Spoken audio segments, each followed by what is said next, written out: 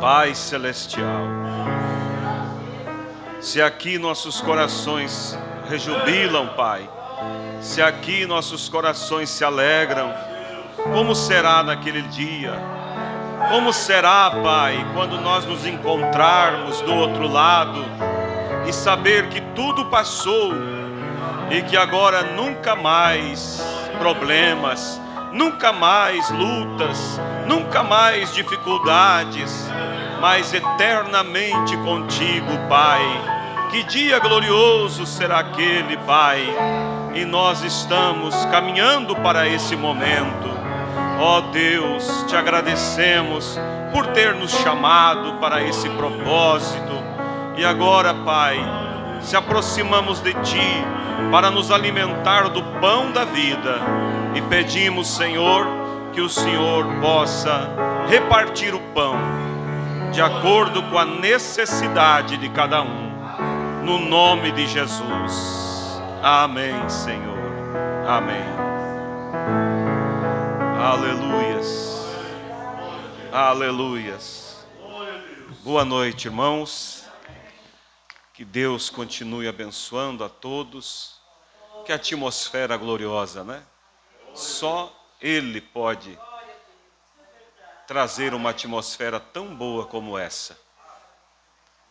E nós estamos aqui porque Deus tem nos ajudado, né?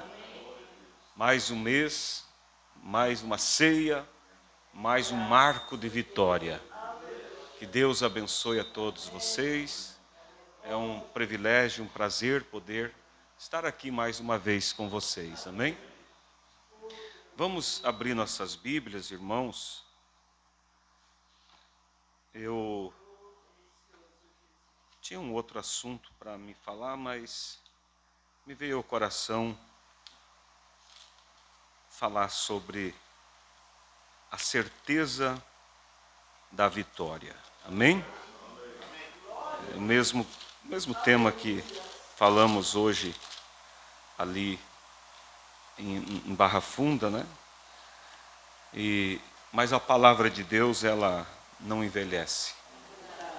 Você pode abordar um tema e depois abordar aquele tema, e quantas vezes você for ali, sempre aparece coisas novas. Por quê? Porque Deus, Ele é infinito. Então a palavra dele é infinita. Você não pode chegar e dizer assim, olha, eu consegui ver tudo isso, consegui saber tudo. Aí nós seríamos como Deus, se nós soubesse tudo. E tem muitas coisas que nós não sabemos e não entendemos.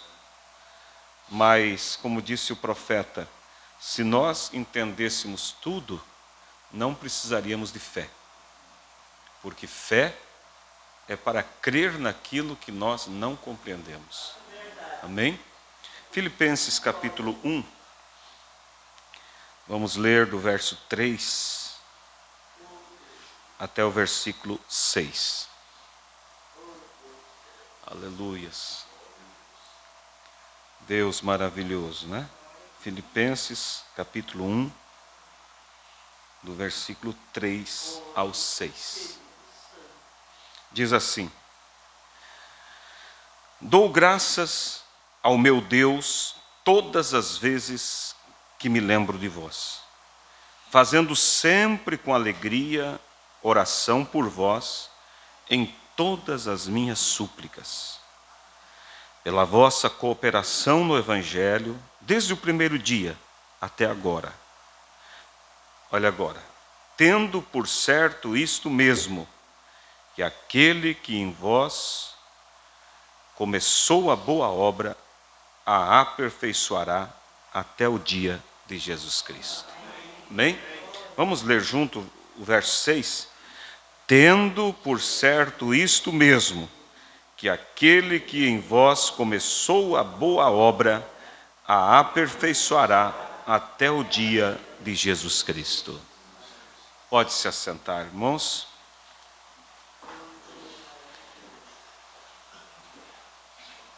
A expectativa, irmãos, ela é desgastante. Quando você está com uma expectativa, ela te consome, né? Você fica apreensivo. Agora, existe a expectativa desgastante, preocupante, mas também existe aquela expectativa que te dá simplesmente uma alegria, e você somente está na expectativa de tomar posse daquilo que você tem certeza que vai assumir. É diferente daquela expectativa de algo que você deseja, mas não tem segurança se vai conseguir ou não. Eu dei o exemplo hoje ali na Barra Funda sobre um concurso. Às vezes a pessoa estuda e tem o sonho de passar num concurso, um concurso público, quem sabe para policial rodoviário, seja lá o que for. E a pessoa estuda, se esforça, faz a prova, e aí então tem a data, o dia que vai ser divulgado o nome dos que foram contemplados. É uma expectativa que consome, porque a pessoa fica ali: será que eu consegui? Será que eu estou entre os aprovados? Mas pense você, se você tivesse um amigo que tivesse acesso à lista dos aprovados. Se você tivesse um amigo que tivesse acesso às provas, e esse amigo fosse lá e olhava e via teu nome, e ele chegava e dizia: olha, tu passou. Você continuaria com a expectativa, mas não aquela expectativa desgastante. Você continuaria com a expectativa do momento em que teu nome fosse apresentado. E é dessa forma que o cristão, que realmente sabe aonde ele está posicionado, é dessa forma que nós temos essa expectativa. É a expectativa daquele momento que os céus se abrirão. É a expectativa daquele momento que o nosso nome será chamado. E você sabe que o nosso nome, o nome de cada um, é a coisa mais importante que existe. Você pode estar lá no centro da cidade, no meio de uma multidão. Se alguém gritou seu nome, chama a tua atenção. Pode gritar o nome de outros, não te distrai, mas chamou o seu nome. Agora imagine aquele dia quando ele proclamar o nosso nome. E nós temos um amigo que viu o nosso nome lá e que nos disse que nós fomos aprovados. Quem foi? O nosso Senhor Jesus. Como eu posso saber disso? Eu posso saber disso quando eu olho para as Escrituras e quando eu vejo a minha vida encaixada ali. Quando eu vejo, por exemplo, a Bíblia dizendo: não lançarei fora nenhum daqueles que a mim vierem. O que isso faz você pensar? A segurança que você vai estar lá. Porque você diz: ele disse que não vai lançar fora nenhum daqueles que vierem a ele. E eu fui a ele. Então, eu não serei lançado fora. Então eu estarei lá. Amém? Quando você olha a Bíblia mostrando, Romanos capítulo 8, portanto, nenhuma condenação há para aqueles que estão em Cristo Jesus. E você olha e você se identifica, porque você diz: eu estou em Cristo. Eu não estou numa religião, eu não estou num sistema, eu estou em Cristo. Eu aceitei Cristo como meu Salvador. Então não há condenação contra mim. O diabo pode acusar esse ponto, aquela fraqueza, mas você diz: não há problema, eu estou nele, eu sou representado na perfeição dele. O diabo, a Bíblia diz, irmãos, que todos os dias ele sobe no céu para fazer fofoca. Todos os dias o acusador vai lá acusar das nossas falhas. Oh, Jesus, teu filho, olha isso, aquilo, outro. Jesus olha e diz: não vi nada disso. Mas como? Não, eu estou vendo o meu sangue nele. Eu estou vendo a minha justiça nele. Mas mesmo assim o diabo continua insistindo. Mas a Bíblia diz assim: nenhuma condenação há para aqueles que estão em Cristo Jesus. Pense, irmão, que coisa tão gloriosa. Uma pessoa, imagine uma pessoa ser condenada, ou melhor, ser acusada de um crime brutal. E ela não deve aquele crime. E de repente uma prova é apresentada ao juiz. E o juiz emite então ali a sentença: inocente. Não tem, irmão, notícia melhor para receber do que essa. E nós fomos acusados de um crime brutal. Nós fomos acusados de matar o Filho de Deus. Nós fomos acusados de ferir a Ele com nossos pecados. Mas Jesus Cristo simplesmente assumiu a nossa sentença. E tomou o nosso lugar. E então foi emitido a sentença de inocente. Sentença não, né? O decreto, a decisão judicial. Inocente. O profeta conta aquela experiência, ou aquela história, do rapaz que matou o filho do rei. Vocês lembram? Matou o filho do rei. E o rei mandou prender o assassino. Era o filho único do rei. E o rei ficou muito abalado com aquilo. E eles colocaram na prisão. E imagine como que os carcereiros estavam tratando aquele indivíduo.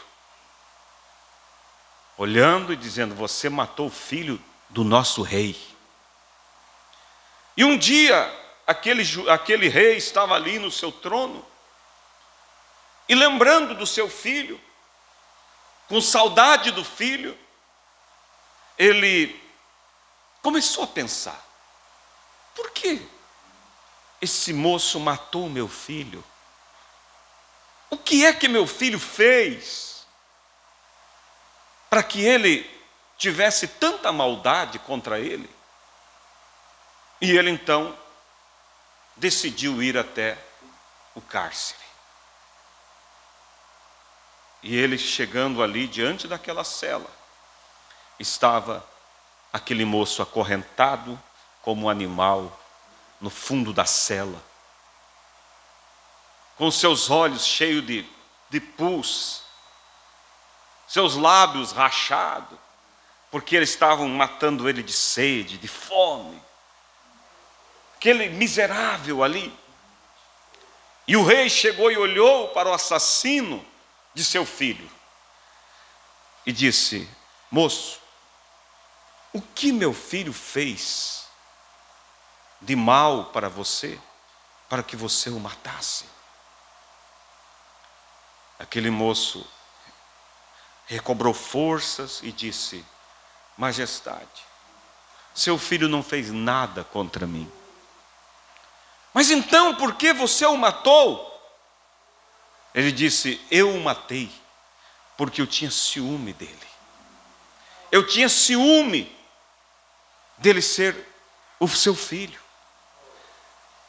Eu tinha ciúme da posição que ele tinha. Mas eu reconheço que eu mereço estar aqui. Eu mereço morrer. Aquele rei, com lágrima nos olhos, virou as costas e saiu. E ele chegou no palácio e chamou os seus ministros ali e disse: traga-me a sentença do moço que matou meu filho. Por certo, eles pensaram que o rei ia decretar uma sentença mais rígida. E quando ele pegou aquela sentença, ele rasgou, jogou no fogo, queimou. E olhou para aqueles soldados e disse: tirem ele daquelas correntes. Dê um banho nele, lave-o, dê vestes decentes e coloque um tapete até a cela. Eles ficaram sem entender.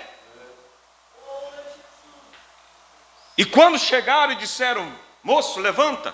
O moço pensou: agora é o meu fim.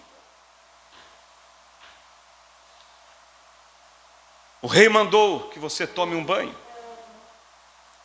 O rei mandou que você vista essa roupa. E ele, sem entender o que estava acontecendo, de repente o rei entra por aquele corredor e chega e diz: você vai ocupar o lugar do meu filho. Eu te perdoo.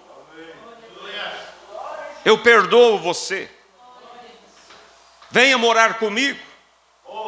E o profeta diz: essa história é o que pode demonstrar a graça de Deus por nós. Porque a nossa acusação era matar o filho do rei. Era crucificar a Cristo com os nossos pecados. Não havia justificativa para o mal que fizemos. Mas o que ele fez? Desceu do trono da sua glória. Como conta a passagem bíblica do bom samaritano, desceu da sua cavalgadura, pegou o azeite, pegou o vinho, lavou as feridas daquele moço, colocou ele sobre o seu cavalo e o levou até uma estalagem. Pegou, deu os 2 dinheiros na mão do hospedante ali e disse: cuida bem dele, e o que faltar eu pagarei quando voltar. Isso reflete o quê? A nossa vida. Porque ele, o bom samaritano, olhou, viu nós caídos na sarjeta do pecado, condenados, e ele moveu-se de íntima compaixão. Desceu da sua cavalgadura, desceu da sua glória.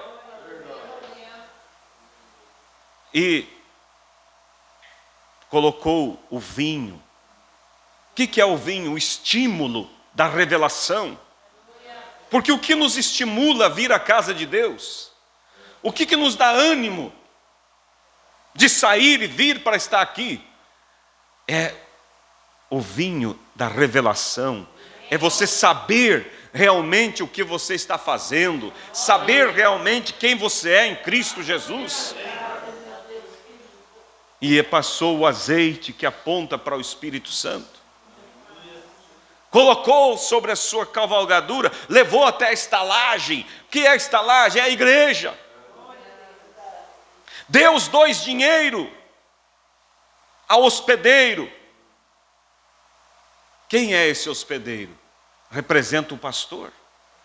E o que é os 2 dinheiro? O Novo e o Velho Testamento. Foi dado para que o ministro cuide das feridas desse pobre que foi encontrado. Mas Jesus sabia que mesmo você estando num bom lugar, sob os cuidados de um bom hospedeiro, você não daria conta de ser perfeito. Por isso ele disse: cuida bem dele, e o que faltar, eu pago quando voltar. Aí está a graça. Aí o diabo olha e diz assim: veja, você não vai ser arrebatado. Olha tua fraqueza, olha aquilo outro. Você diz: Satanás, eu estou fazendo o melhor que eu sei. Eu sei que eu não sou perfeito, mas eu sei de uma promessa que ele disse: o que faltar eu pago, a minha graça. E aí, irmãos, nós estamos aqui certos de que já somos vencedores. Porque ele disse: o que faltar, eu pago. Você pode dizer: mas então aquilo que eu faço é algo da minha conta? Não, nem isso não é. Porque mesmo aquilo que eu ofereço, é a graça dele que me dá condição. Tudo é a graça. Ai do homem que diga assim: não, eu faço isso, como que fosse minha força. Nós nem desejar o que é correto conseguiríamos, se não fosse a graça de Deus colocar o desejo bom em nosso coração. Porque o homem, desde o seu nascimento, já é pecador. Tudo na nossa vida, irmão, é a graça. Por isso, irmão Brana disse assim: quando você estiver lá no céu, e você ouvir alguém gritando e saltando e dizendo: é a graça, foi a graça, foi a graça, ele disse assim: olhe um para o outro e diga: o velho Brana chegou. Porque nós sabemos que a única certeza é a graça. E essa graça não falha, porque ela é o próprio Deus. É o próprio Deus. Outra história que fala também sobre o exemplo desse amor de Deus para conosco, também é referente a um rei. E esse rei era um rei iníquo, pecador. Mas havia no palácio daquele rei um crente, que sempre estava fiel a Deus. E quando podia, estava falando de Deus para as pessoas. E o rei percebia isso. Mas o rei era um ateu. E um determinado dia, o rei olhou para ele e disse: ei, me explica. Me explique para mim, eu não entendo. Você diz que Deus é o grande rei e que ele morreu por teus pecados. Eu não entendo isso, ele disse, porque eu sou rei. E eu tenho meu exército, eu tenho meus soldados, eu tenho meus ministros, meus generais, e qualquer coisa que eu precise, eu simplesmente dou a ordem. E se o teu Deus é um rei poderoso, como você diz, por que ele teve que vir morrer? Por que ele teve que passar por tudo isso que você conta? Aquele irmão olhou e disse: majestade, eu vou lhe responder, mas não agora. Eu posso lhe responder amanhã, às 9 horas, lá na praia do mar. O rei ficou mais curioso ainda. Por que ele vai me responder? E só amanhã, e ainda lá na praia. Mas o rei não poderia faltar, porque aquilo deixou ele à noite curioso. E quando ele chega na praia, ele ouve um grito: ei! E ele olha lá dentro da água, estava um barquinho, e aquele irmão em cima do barquinho. E sabe o que aquele irmão fez? Conseguiu as roupas do filho do rei, que era uma pequena criança, fez um boneco, vestiu com as vestimentas do filho do rei, e lá de longe, ele ergueu aquele boneco e disse: majestade, reconhece quem é? É seu filho. E o rei olhou e reconheceu aquelas roupas. E quando o rei reconheceu, aquele irmão pegou e jogou na água. Quando jogou na água, aquele rei, irmãos, esqueceu que tinha exército, esqueceu que tinha generais. Ele mesmo saiu correndo, caindo, levantando e se jogou na água para acudir o seu filho. E quando ele chega e agarra, era simplesmente um boneco. E aí ele ficou furioso e disse: o que é isso? Ele disse: é a minha resposta. Como assim? Daí ele disse: por que o senhor não chamou seu exército para vir? Por que o senhor não chamou seus generais para vir socorrer o seu filho? Daí o irmão olhou e disse: da mesma forma, majestade, quando ele olhou, eram seus filhos que estavam em perigo. Ele não podia confiar isso a anjos, a ninguém. Ele mesmo veio. Irmãos, como isso nos deixa alegre de saber que Ele nos amou, sem interesse nenhum, porque nós não tínhamos nada para retribuir. E Ele deixou tudo e desceu. Conta-se de um outro rei, mas esse era um rei piedoso, muito bom. E um dia ele, sentado no seu trono e pensando no seu povo, e ele disse para si mesmo: eu amo o meu povo, eu gostaria de fazer o melhor para eles. Mas como saber? Porque o rei nasce já no palácio, nasce num berço de ouro. O rei não entende sobre dificuldades. O rei não entende sobre alguém que precise se esforçar, correr para conseguir algo, para comprar um alimento, para comprar um remédio. E ele pensou: eu vou fazer algo, porque eu quero ajudar meu povo. E ele chamou seus ministros e disse: amanhã,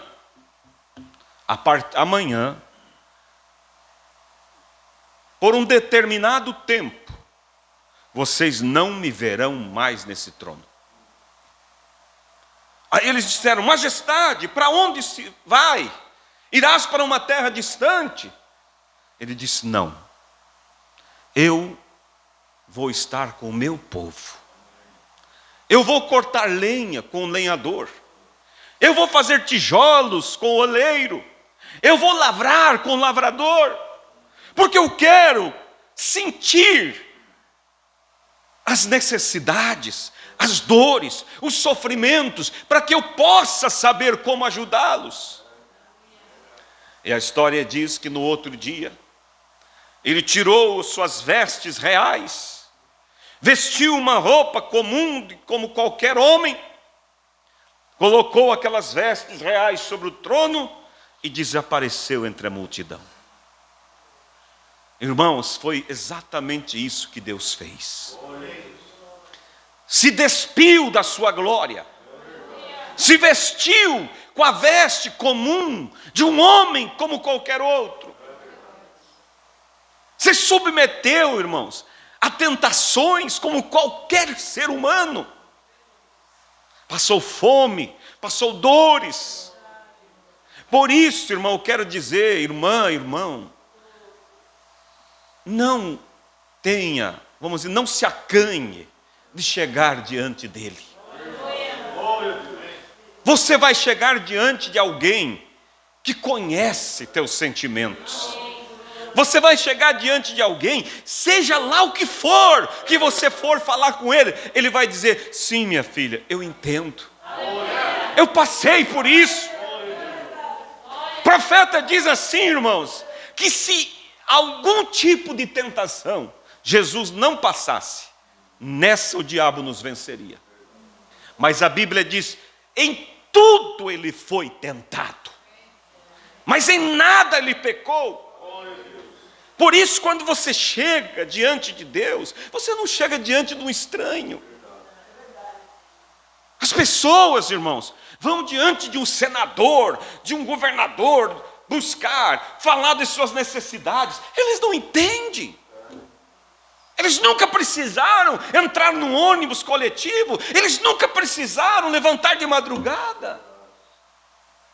Mas Deus entende. Por isso a Bíblia diz que Deus nos ouve e nos responde em gemidos inexprimíveis. O que é um gemido inexprimível? É quando você quer falar, mas não tem palavras, não consegue expressar. Somente lágrimas correm, e ele olha e diz: eu te entendi, meu filho, eu sei o que você quer, eu sei o que você precisa. Quando aquela mãe sente aquela compaixão por aquele filho que está lá escravizado pelo diabo, ele sabe entender o coração de uma mãe, ele sabe entender o coração de um pai. Por isso, nunca julgue, ou nunca, vamos dizer, descreia ou tenha dúvida de algo que acontece, porque a Bíblia diz: tudo contribui para o bem dos que amam a Deus. Mesmo que seja algo, irmão, totalmente estranho, que você diz: eu não entendo como isso pode contribuir para o meu bem. Ele sabe. E na mensagem Dia das Mães, o profeta diz bem assim: naquele dia, os dedos majestosos de Deus desatarão nós na nossa mente de coisas que nunca entendemos aqui na terra. E nós iremos entender e dizer: ah, Senhor, foi por isso que o Senhor não me deu aquilo que eu sempre pedi. Foi por isso que o Senhor tirou aquilo. Foi por isso. Ele vai fazer nós entender, porque nada acontece na vida de um justo por acaso. Nada, irmão, não pense. Nada. A Bíblia diz assim, que o caminho do justo é guiado por Deus. Somente, seja o que for a tua preocupação, entregue na mão de Deus. Se parecer uma causa perdida, Ele é especialista em causas perdidas. Alguém pode dizer: eu estou tão abalado, meu coração está tão vazio, está tão bagunçado, está tão confuso. Sabe o que tu faz? Entrega esse coração. Ele tomou uma vez a terra, e a Bíblia diz: a terra era sem forma e vazia. E ele pegou a terra sem forma e vazia e fez dela um paraíso. Então não importa como esteja, entrega a Deus. Senhor, veja, eu não consigo, meu coração está vazio ou está sem forma. Entrega a Deus. Ele sabe como pegar um mundo sem forma e vazio e transformar num paraíso. Somente saiba, irmãos, Ele te entende. Ele te entende, irmã. Ele te entende, irmão. Ele nos deu a vitória. Ele já selou a nossa chegada. Não adianta o diabo espernear. Não adianta, irmãos. O diabo pode fazer o que fizer. Deus vai fazer com que você dê a volta por cima. Deus faz qualquer coisa, irmãos. Um dia eu preguei ali em Chapecó. Eu disse: se você acha que o teu problema não tem ninguém que possa ajudar, se não tem mesmo, Deus manda o diabo ajudar então. Você diz: mas como assim? Lembra de Moisés? Faraó com medo, porque Faraó ouviu o povo dizer que havia uma promessa, que Deus levantaria um libertador, e que esse libertador ia tirar Israel do Egito. O que Faraó fez? Vai levantar um libertador? Fez um decreto, e assinou, e entregou na mão do seu exército. E o decreto dizia assim: todo menino que nascer, seja morto. E Faraó com isso disse: pronto, acabou essa história de libertador. Toda criança que nascer vai morrer. Pense, irmãos, quanto desespero, quantos pais chorando e dizendo: não tenho o que fazer. Quando aquela mãe estava grávida, toda a torcida do mundo era que fosse uma menina, porque ela sabia, se fosse um menino, seria jogado para os crocodilos. Mas um dia, irmãos, de uma família que conhecia o seu Deus, Amrão e Joquebede, os pais de Moisés, ela engravidou. E chegou o dia do nascimento, e nasce aquele menino, e a Bíblia diz que ele era formoso. E eu imagino que as parteiras, quando viram aquela criança tão linda, disseram: coitadinho, vai morrer. Mas naquela hora, eu penso que Joquebede deve ter dito: não, meu filho não. Mas como? É o decreto do rei. Nós não mandamos em nós mesmos. Nós somos escravos. Não tem, Joquebede, ninguém que possa salvar seu filho. Não tem ninguém. Joquebede disse: por certo, eu não importo se não tem ninguém, mas uma coisa eu sei: ele não vai morrer. E a Bíblia diz que ela escondeu ele por 3 meses. Mas de repente, ela sentou com Amrão e conversaram e disseram: não tem mais como nós segurar ele em casa. Ele está crescendo. Logo, os fiscais do rei vão descobrir. O que vamos fazer? Amrão disse: não sei, mas vamos orar a Deus. Deus proverá um meio. É isso que o crente faz. Não é dizer: não adianta, acabou, desisto. Não. Deus disse para Abraão: há alguma coisa muito difícil para o Senhor? Não. E naquela manhã, Amrão foi trabalhar como escravo, amassando barro, debaixo de chicotadas. Mas de repente, irmãos, ilumina na mente dele. E ele volta para casa feliz. E ele diz: encontrei uma forma para nosso filho viver.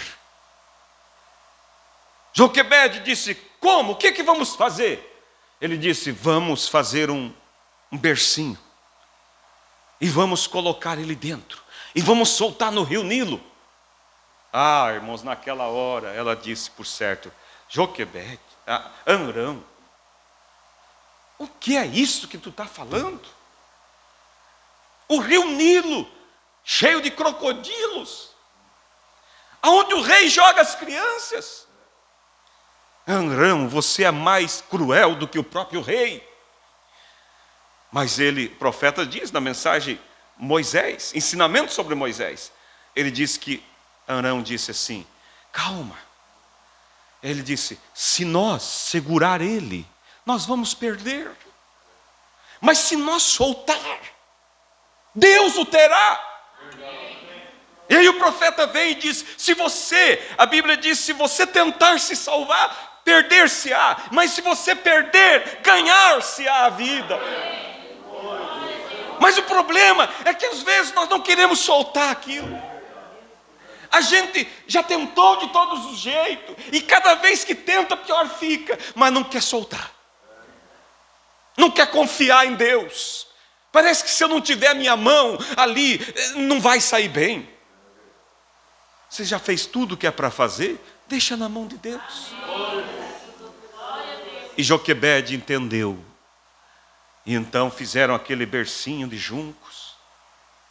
E o profeta disse que Miriam, a irmãzinha dele, disse, papai, eu vou acompanhar pela beira do rio para ver o que será do meu irmãozinho. E eles soltaram e lá se foi. E o profeta disse que um anjo se assentou em cima daquele bercinho. E nenhum crocodilo ousava chegar ali, irmãos. E mais, o profeta, leia essa mensagem, você vai ver que linda. O profeta diz, Deus colocou dos dois lados do rio anjos enfileirados. E eu gosto da parte que o profeta diz assim, Deus disse para os anjos, vocês se posicionem desse lado, vocês desse outro lado, você vai em cima do bercinho. E daí Deus disse assim, e eu vou esperar ele do outro lado. Eu vou esperar ele na chegada. Eu vou receber ele lá. É o que Deus disse sobre nós, irmãos. Deus disse, anjo, você cuida do irmão Lindomar, cuida do fulano, cuide. E eu vou ficar esperando ele para dar boas-vindas. Aleluias. E aí quando alguém disse que não tinha ninguém para cuidar de Moisés, Deus disse para o próprio diabo, porque o diabo foi que escreveu aquele decreto através do rei. Deus disse assim, você fez uma manobra e você acha que não tem ninguém que possa cuidar do meu libertador. Então é o seguinte, tu vai cuidar dele. E o profeta diz assim, Deus jogou um punhado de areia nos olhos do diabo. E ele ficou cego. E Moisés, aquele que o rei temia, agora estava protegido pelo próprio rei. Por certo o rei dizia para os soldados, cuida bem desse bebê. Olha, não deixa nenhum mal chegar perto dele. As pessoas, quem sabe, pensavam assim, por que o rei gosta tanto dessa criança? Parece que ele ama mais do que o próprio filho dele. Ninguém entendia. E ali estava, irmãos, o libertador. Então, quando você se encontrar numa situação e você dizer, eu não vejo saída, você só pense assim, não importa. Se Deus fez o próprio diabo criar, cuidar, proteger Moisés, o que Deus pode fazer por mim? O que Ele não pode fazer por mim? Não há nada, irmãos, difícil para Deus. Você tem que crer que nada impedirá a tua chegada. Olha o que Paulo disse, tendo por certo isto mesmo, que aquele que em vós começou a boa obra, aperfeiçoará. Mas por que às vezes nós ficamos agitados? Por que às vezes nós ficamos com medo? Será que eu estarei no arrebatamento? Será que eu estarei? É porque nós estamos olhando para a nossa condição. E quanto mais você olhar para a tua condição, mais incapaz você vai se julgar.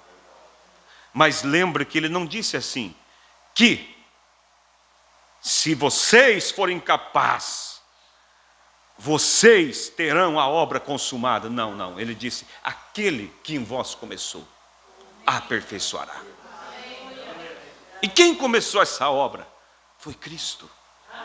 É Ele que começou, é Ele que me chamou, é Ele que te chamou, é Ele que revelou, é Ele que cuida. Nós não sabemos o que haverá pela frente, irmãos, mas uma coisa nós sabemos, dias difíceis virão. Dias difíceis virão, onde muitos irão rodar na fé. Mas por que rodarão? Porque eles não estão olhando para aquele que começou a obra. Estão olhando para si mesmos, ou estão olhando para um homem, ou estão olhando para uma família. Quantas pessoas que olham para aquela família como exemplo, e às vezes acontece alguma coisa lá, eles dizem assim: meu Deus, se aconteceu com ele, quanto mais comigo. E desanimam. Mas você não está olhando para o homem, você está olhando para aquele que te chamou. E não importa o que venha, é Ele que se comprometeu.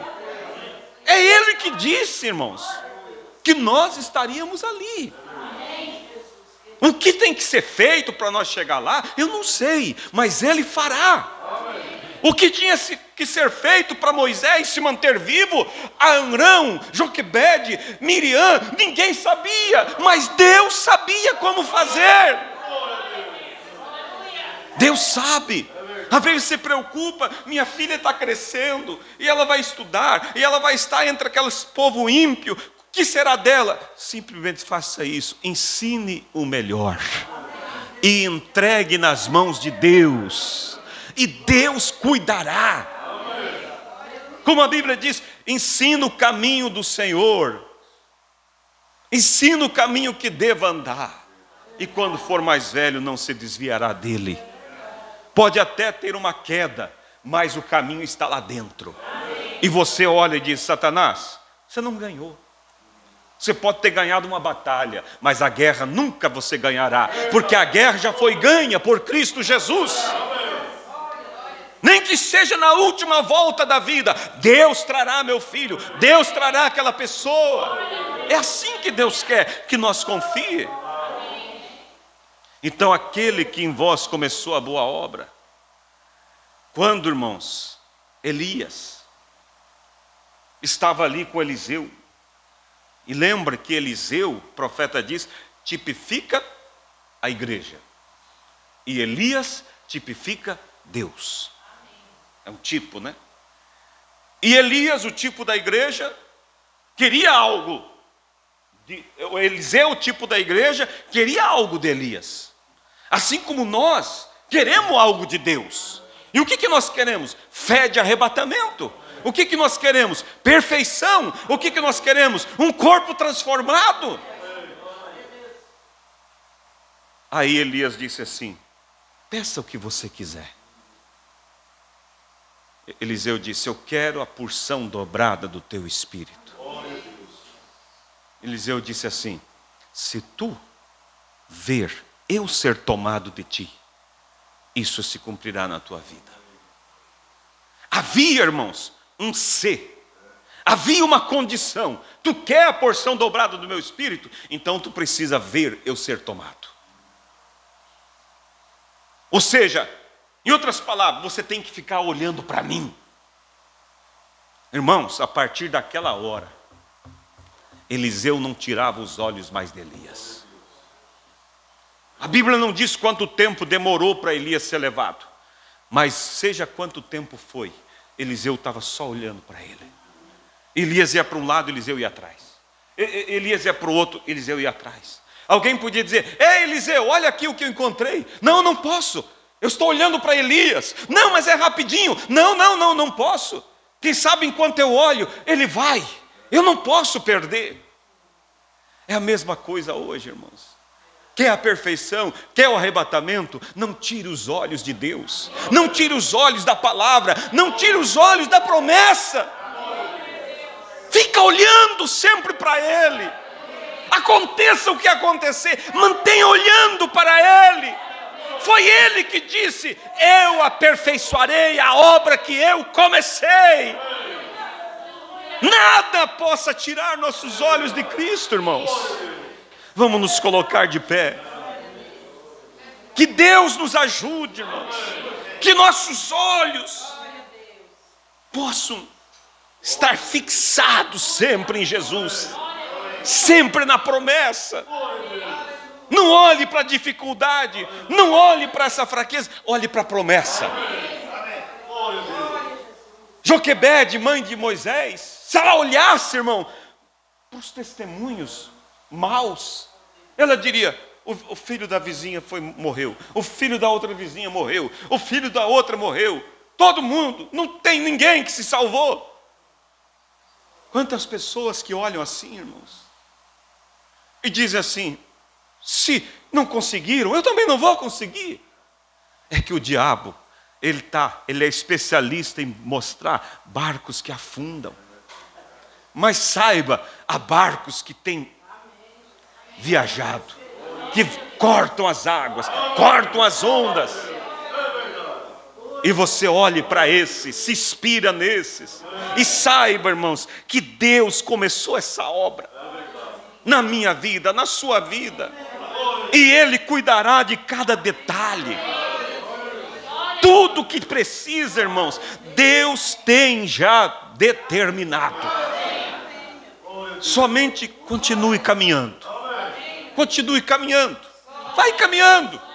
Deus proverá. Seja a bênção para o teu filho, seja a salvação para aquela pessoa que você ora, não importa. Eu lembro uma mensagem, uma Brana diz assim, ó: faz 20 anos que eu oro por a salvação de uma determinada pessoa. E ele disse: e ainda continuo orando. Não desista. Deus honrará a sua fé. Mensagem Dia das Mães, o profeta diz assim: o céu não será completo para uma mãe se faltar um filho lá. Então diga para Deus, diga: Deus, o teu profeta disse que o céu não é completo se não tiver todos os meus. Então, Senhor, eu peço todos os meus. Aí você ora e o diabo diz: você pediu, mas veja, está ficando pior, está ficando mais mundano. Diga: Satanás, não me importa. Deus cuidará. Eu não sei como, quem sabe depois que eu fechar meus olhos, eu não sei, quem sabe no último suspiro, mas Deus me dará eles lá. Aleluia! Glória a Deus! Não importa, irmão. Olha o mal que veio para Jó. Mas a Bíblia diz que Jó, quando os filhos se reuniam para festas, ele ia oferecer um sacrifício para Deus. Ele dizia: Senhor, porventura eles fazem alguma coisa que te entristece? Estou aqui oferecendo o sacrifício. Daí você lê, e a Bíblia diz assim, que depois de todas aquelas calamidades de Jó, Deus o levantou e deu tudo em dobro. Tudo em dobro. Aí você vai ler. Eu não lembro as quantias, mas digamos que a Bíblia diz assim: ele tinha 20 mil camelos, Deus deu 40 mil. Ele tinha 10 mil gado, Deus deu 20 mil. Tudo o dobro, tudo o dobro, tudo o dobro. Mas daí quando chegam nos filhos, ele tinha 7 filhos. Daí você olha a Bíblia e diz: Deus deu mais 7. Você diz: ué, não deu o dobro? Claro que deu. Deu 7 aqui e os 7 que morreram na glória. Por quê? Ele não perdeu eles. Ele recebeu tudo em dobro. Porque ele tinha, irmãos, entregado a Deus. Oh, irmãos, como Deus gostaria de ver nós confiando assim, descansando assim. Oh, aleluias. Vamos orar. Pai celestial, não há nada, Senhor, que possa fazer nós temer. Oh Deus, eu sei que a gente olha para um lado, olha para o outro, tem luta de todo lado, o diabo se levanta, mas meu Deus, maior é aquele que está conosco do que aquele que está no mundo. Pai, o Senhor disse: aquele que começou a obra aperfeiçoará. Eu tenho certeza, Pai, que o Senhor começou a obra na minha vida, que o Senhor começou a obra na vida de cada um aqui, e o Senhor aperfeiçoará, Pai. Permita-nós, Senhor, descansar nisso. Permita, Senhor, nós deitar e dormir em paz, sabendo que tudo está em Tuas mãos. E que nada foge do teu olhar, nada escapa da tua proteção, meu Deus. Aquilo que falta em nós, aquilo que falta na nossa perfeição. Pai, eu sei que o Senhor me dará, eu sei que o Senhor dará a meus irmãos, porque é o Senhor, tanto querer como efetuar é do Senhor. Obrigado, Jesus. E não deixe, Pai, em momento nenhum, nós duvidar dessa promessa.